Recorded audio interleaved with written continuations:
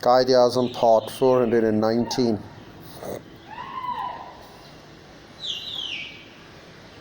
Well, we continue with presidential address of Quaid Azam Muhammad Ali Jinnah to the Constituent Assembly of Pakistan on 11 August 1947, and I continue reading it. Here it is. A division had to take place on both sides in Hindustan and Pakistan. There are sections of people who may not agree with it, who may not like it, but in my judgment there was no other solution, and I'm sure future history will record its verdict in favor of it. And what is more, it will be proved by the actual experience as we go on that was only solution of India's constitutional problem.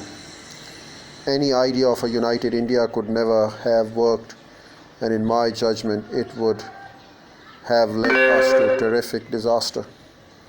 Maybe that view is correct, maybe it is not. That remains to be seen. All the same, in this division it was impossible to avoid the question of minorities being in one dominion or the other. Now that was unavoidable, there is no other solution. Now what shall we do? Now if we want to make this great state of Pakistan happy and prosperous, we should wholly and solely concentrate on the well-being of the people, and especially of the masses and the poor.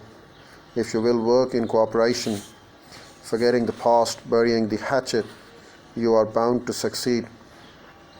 If you change your past and work together in a spirit that every one of you, no matter to what community he belongs to, no matter what relations he had with you in the past, no matter what is his color, caste, or creed, is first, second, or last citizen of this state with equal rights, privileges, and obligations, there will be an end to the progress you will make. I cannot emphasize it too much. We should begin to work in their spirit. We should begin to work in that spirit.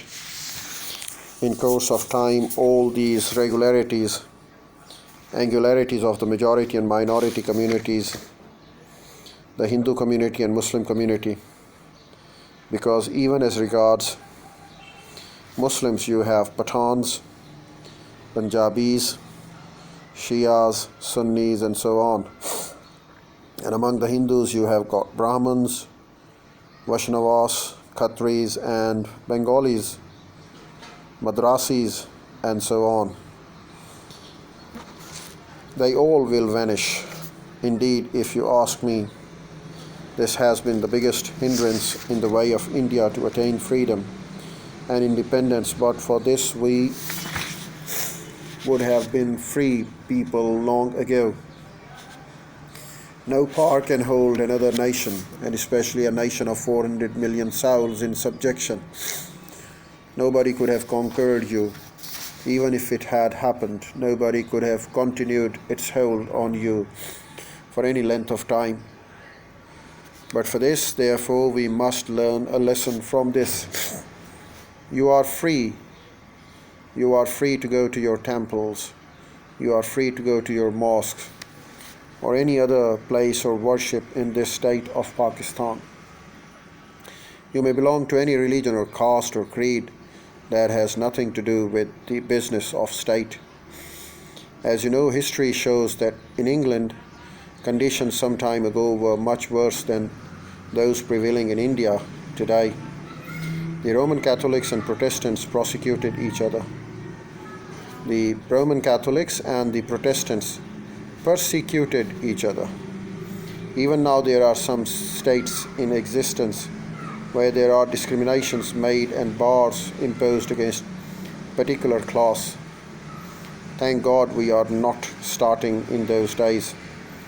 We are starting in the days where there is no discrimination, no distinction between one community and another, no discrimination between one caste or the creed and another. We are starting with this fundamental principle that we are all citizens and equal citizens of one state.